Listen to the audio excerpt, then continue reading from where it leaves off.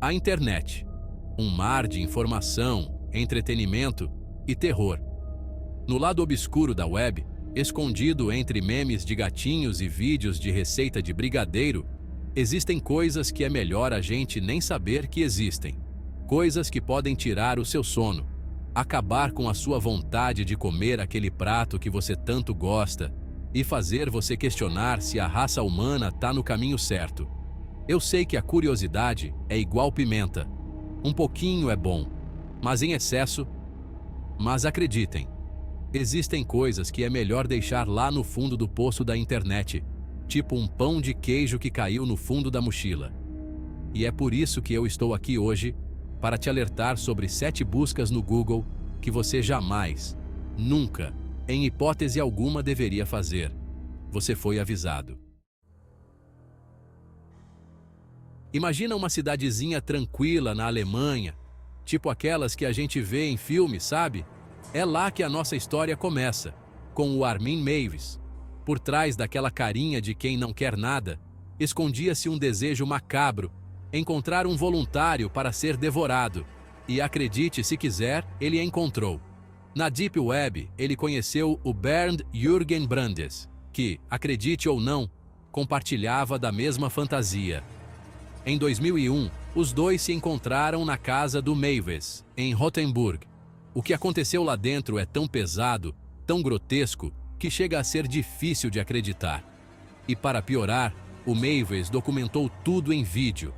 Detalhes da mutilação, do assassinato, da preparação da carne humana, tudo registrado. Essas imagens são facilmente encontradas na internet, mas, acredite em mim, você não quer ver isso. É de tirar o seu sono.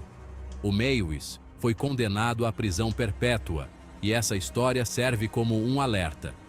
Se você um dia se deparar com o nome Armin Meiwes, por favor, resista à tentação de clicar. Em 2008, a polícia alemã se deparou com um caso chocante, daqueles que te deixam de cabelo em pé. Era uma gravação de áudio encontrada no computador de um tal de Thomas Neely.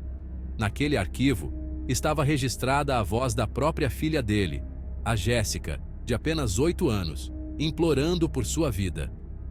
O áudio capturava os momentos finais da menina, enquanto o próprio pai a torturava. Os gritos de dor, o desespero na voz da Jéssica, é de partir o coração. O Thomas ignorava completamente os pedidos da filha, era como se ele não tivesse alma. Após a gravação, ele matou a filha e escondeu o corpo, como se pudesse esconder a maldade que ele tinha feito. Ele foi preso e condenado à prisão perpétua, mas a justiça nunca vai trazer a pequena Jéssica de volta. A gravação ainda circula pela Deep Web, um fantasma que assombra a internet. Se você se deparar com qualquer menção a Thomas Neely ou a gravação da Jéssica, não clique, pelo amor de Deus. 13. Só de falar esse número já dá um frio na espinha, né? Um número que todo mundo associa com azar, superstição e presságios sinistros. Desde que o mundo é mundo, o número 13 carrega uma aura de mistério e infortúnio. Mas nenhuma história é tão arrepiante, tão sinistra, quanto a lenda do Senhor 13. Dizem que ele era um homem amaldiçoado, marcado pela tragédia desde o dia em que nasceu, coitado. Sua vida era um looping infinito de eventos macabros e sobrenaturais, como se ele estivesse preso em um daqueles filmes de terror. Se você se deparar com algum relato sobre o Senhor 13, fica esperto. Algumas portas é melhor deixar fechadas. Sabe como é, né? Vai dar ruim. Capítulo 4. Ninho de cobras. Se você tem ofidiofobia, já vou avisando. Pula para o próximo capítulo, porque esse aqui vai ser tenso. Em um dia normal, como qualquer outro, um homem decidiu explorar a sua propriedade rural, tipo dar uma volta, sabe? Armado com uma câmera, ele se deparou com algo que faria qualquer um sair correndo. Um ninho de cobras. E não era um ninho qualquer, não. Eram centenas, talvez milhares de cobras, todas se contorcendo em um poço. O som dos sibilos era ensurdecedor, dava para ouvir de longe. A cena era digna de filme de terror. E o homem, paralisado pelo medo, continuou gravando. Vai entender? Uma das cobras, maior que as outras e muito mais agressiva, se lançou contra a câmera. O vídeo termina abruptamente, deixando todo mundo na dúvida. Ninguém sabe ao certo o que aconteceu com o homem. Se ele sobreviveu, se ele conseguiu fugir. O vídeo circula pela internet como um alerta macabro, um lembrete de que a natureza pode ser cruel. Se você encontrar esse vídeo, pense 2 vezes antes de clicar. No mundo das drogas, existe um monstro que faz o diabo parecer um anjo, o crocodilo. Uma droga tão devastadora, mas tão devastadora, que transforma seus usuários em algo que lembra aqueles zumbis de filme. O crocodilo, uma mistura do mal feita com codeína, gasolina e outros produtos químicos, causa danos absurdos ao corpo humano. A pele dos usuários apodrece, se desprendendo dos ossos. É de dar dó. As fotos de usuários de crocodilo são chocantes, mostrando corpos completamente destruídos. A droga, que vicia mais rápido que um raio, destrói seus usuários por dentro e por fora. A expectativa de vida de um usuário de crocodilo é de apenas 2 a 3 anos. É como se eles estivessem em uma bomba relógio. Se você se deparar com fotos de usuários de crocodilo, lembre-se que por trás daquelas imagens perturbadoras, existe um ser humano que precisa de ajuda, de apoio e não de julgamento. Em 1976, o mundo inteiro ficou chocado com o caso do exorcismo de Anneliese Michel. A história dessa menina inspirou o filme O Exorcismo de Emily Rose. Você já assistiu? A Anneliese, uma jovem alemã, começou a apresentar comportamentos estranhos, convulsões, alucinações, aversão a símbolos religiosos.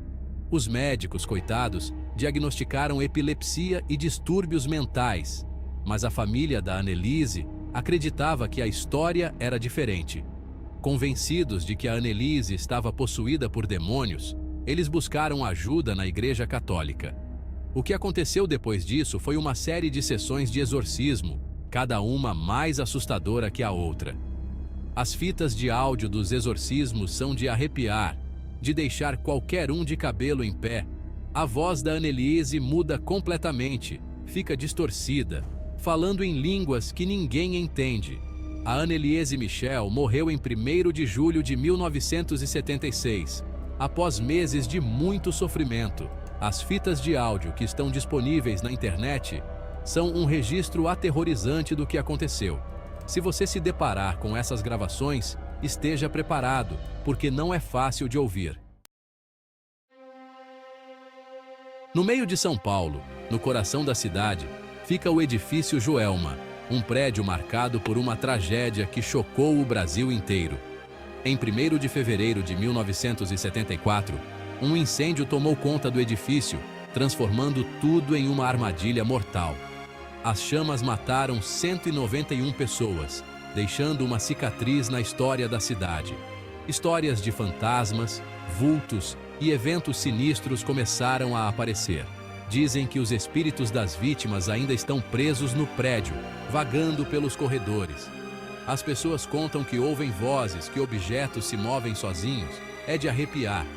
A lenda das 13 almas, pessoas que ficaram presas no elevador durante o incêndio, é a mais assustadora. Se você passar em frente ao Edifício Joelma, lembre-se das vidas que foram perdidas e do mistério que ainda ronda o lugar. Algumas histórias nunca morrem, ficam para sempre na nossa memória. A internet pode ser um lugar incrível, cheio de coisas legais para aprender, se divertir, conectar com pessoas. Mas assim como tudo na vida, existem lugares que é melhor a gente evitar, né? As histórias que eu contei hoje são apenas a pontinha do iceberg do lado obscuro da internet. Existem muitos outros casos perturbadores, imagens chocantes e coisas que é melhor a gente nem saber que existem. Mas o mais importante é: o conhecimento é poder. Compartilhe essas histórias, converse com seus amigos, seus familiares sobre os perigos da internet. Juntos, a gente pode fazer da internet um lugar mais seguro, mais legal, para todo mundo.